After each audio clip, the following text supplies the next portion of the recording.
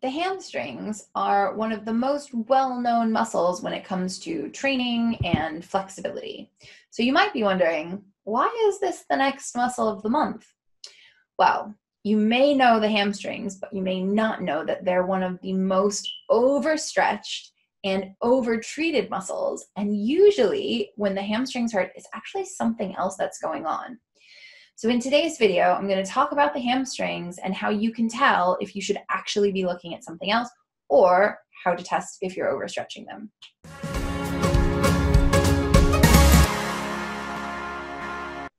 Hi, I'm Catherine, the founder and principal therapist of Layton Sports Massage. In this channel, I share information about how your body works and simple self-care tips for your day-to-day life to help you enjoy your favorite activities and day-to-day life as pain-free as possible. So let's start with the basics. Your hamstring is located, as you can see from this picture here, at the back of the hip. I'm gonna do like a pointy thing, and down to the sides of the knee.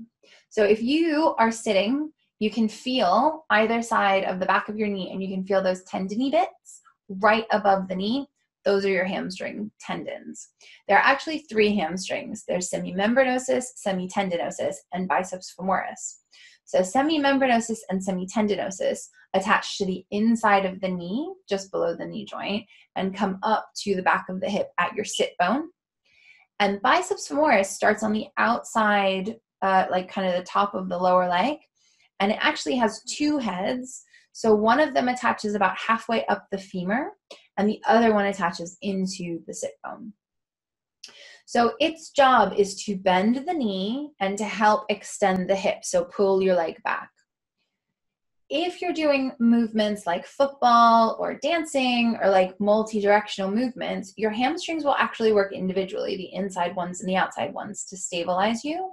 But when you're doing movements like running or cycling or swimming, where they're kind of doing the same thing, they tend to work together. And they can also get stuck, which can impede function, which is one of the reasons that we release them separately in massage sessions. The problem with hamstrings, or the problem that most people have when they're interfacing with their hamstrings, is that they are this almost a vanity metric for flexibility. It's like you test how flexible you are if you can touch your toes. So we're often really pushing our hamstrings to allow us to get to these points without really paying attention to how our hamstrings are feeling. And sometimes they can get a little bit desensitized, and you could actually be stretching them and not feel a stretch, and you're looking for that stretch feeling and you're pushing them past what's ideal. Also, the hamstrings compensate for glute activation. So if your glutes aren't activating, your hamstrings are often overactivating. This is especially true if you get pain on like the inside of the knee, under like the hamstring attachment on the inside of the knee, because the medial hamstring really tends to try and balance when your glute's not working. Also, if other muscles are tight, your hamstring will be pulled on. So you'll feel your hamstring and you'll feel like your hamstring's complaining. So you'll think you need to stretch it, but actually you need to be stretching other muscles. So what does this lead to? So one of the videos on my list is why you shouldn't focus on where the pain is, because it's not usually the cause of the pain. And if you'd like me to move that video up, leave a comment below and let me know. So with your hamstring complaining, most people think, oh, my hamstring's hurting, so my hamstring's the problem, so I'm going to work on the hamstring. But often the hamstring's complaining because the glutes aren't doing its job, or the pelvis isn't doing its job, or the quads are too tight, or the IT band's too tight, or the piriformis is too tight. And so there's a lot of different muscles that can pull on the hamstring and give you the perception that there's a problem with the hamstring, so you stretch the hamstring, right? But if you're not addressing the underlying cause of why the hamstring is getting so tight, you're just going to eventually have a problem, right? Because your hamstrings will keep tensing and you'll keep stretching. Something's going to give eventually. And we see it happen in our clinic, which is why I wanted to make the hamstring the muscle of the month this month. So the first thing that you want to do, now that you know where the hamstring is and what it does, is you want to test a few things for yourself. So number one, are your glutes activating? If your glutes aren't activating, I can almost guarantee that your hamstrings are compensating. It's such a common pattern.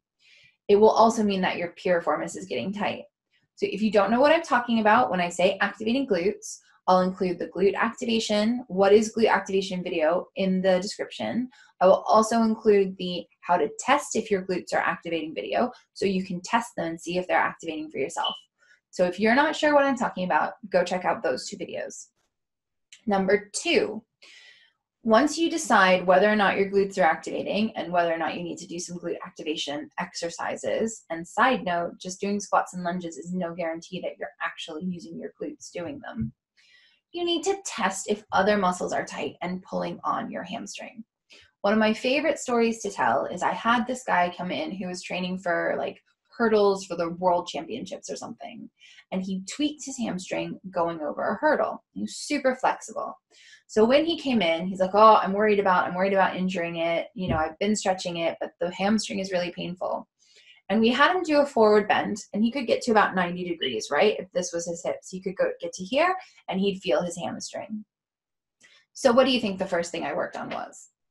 It was not the hamstring, which, if you know me as a massage therapist, does not come as a surprise. It was the quad. So I first released the quadricep. I don't remember if I did the psoas then. I may have done, this was quite a few years ago. We then tested after just releasing the quad. He could now touch his toes. So he'd gone from here to here before he felt the pain. Just the quadriceps. Remember, I hadn't touched the hamstrings at this point. Then I put him on his side and I worked on his IT band, which is also working on one of the quadriceps, because one of the quadriceps is on the outside of the leg, which we'll talk about in the quadriceps video. So I released the IT band, I released the vastus lateralis, and then I had him get up and retest. And what do you know? He could get his nose to his knee, I told you he was flexible, and not feel his hamstring. And despite all of this amazing progress, he was starting to get a little bit restless. Like, I came here for my hamstring and you haven't touched my hamstring. And I knew this was the case. So when I put him face down, I worked on his piriformis to loosen that up, but then I also really worked into his hamstring. I could feel there was a knot there. It felt some tension. I released that a bit, did some myofascial release. Really, I did a good job on his hamstring. And then he got up, and wouldn't you know it, the first place he felt his hamstring problem was 90 degrees. So for those playing along, no hamstring pain, no work done, 90 degrees. After the quads, touching his toes. After the IT band, touching his nose to his knee. After the hamstring, back to 90 degrees. So to me, that was a clear sign that his hamstring was getting pulled on by all of this other tension in his body. And I tried my best to explain that to him. But you know how it is when you're talking to people and you feel like it's just like bouncing off their face. I was pretty sure that he was just going to go and stretch his hamstring all week before his competition. But the reason I like that story is it shows how we can feel like it's our hamstring and do a lot of stretching and work on the hamstring, but actually sometimes doing that work can make it worse. So to test if your hamstring's being pulled on by other muscles, first, do a good stretch on your quads. And when I say good stretch, I mean not overstretching, not the kind of stretch that makes them tighter. If you don't know what I'm talking about, I have a series on how to stretch and common mistakes that people make when they're stretching. As of this recording, it's not a video series yet, but it is on the website. So I'll include the link to the stretching guide below. And you can also foam roll your IT band. Again, I have a guide for how to foam roll in a way that's pain-free and effective. So you can check out that guide if you like. So when you do a good stretch on your quad, test your hamstring before and after and see what difference there is. You may be surprised to see that your hamstring feels better after a quad stretch than it does after a hamstring stretch. And that is a sign that your quad is the one that needs the attention, not your hamstring so much. Do that with all the muscles, the psoas, which is hip flexor, quads, IT band, piriformis, and then retest your hamstring. It's important to make sure that you're actually releasing the muscles though, because you can do a stretch and make your muscles tighter, but that's all covered in the guide that I just mentioned. So that's your second test. Can you feel more improvement when you're stretching other muscles than when you're stretching your quad, your hamstring? And then the third thing that you can do to be kind to your poor overworked hamstrings is use the 10-second test. Now, I talk about the 10-second test in my stretching guide, but basically what it means is that when you go into a stretch, you should feel a very gentle stretch or almost nothing. And within 10 seconds, that stretch feeling should be gone because your muscle releases and lets go, and then you can go in. So if you're holding a stretch for 20 to 30 seconds and you're not feeling a release and you're feeling it just fight against you, you're not actually releasing the muscle. You're making it tighter. And you can imagine that if you do really hard stretches and you're just always making your muscles tighter, how much benefit you're going to get from that stretch. So those are the 3 things that you can do to test, am I overdoing it with my hamstrings, even though the problem is somewhere else? So just a quick recap on that. Test your glute activation. Again, there's information about that below, link below, videos and guides and stuff. 2, stretch your complementary muscles and see if it makes a difference on your hamstring before you stretch your hamstring. And 3, check to make sure that you're not overstretching your hamstrings when you do stretch them. Now that you know about the hamstring, what its function is, and how you can take better care of it, I hope that you will find that your hamstrings feel less tight and less aggravated.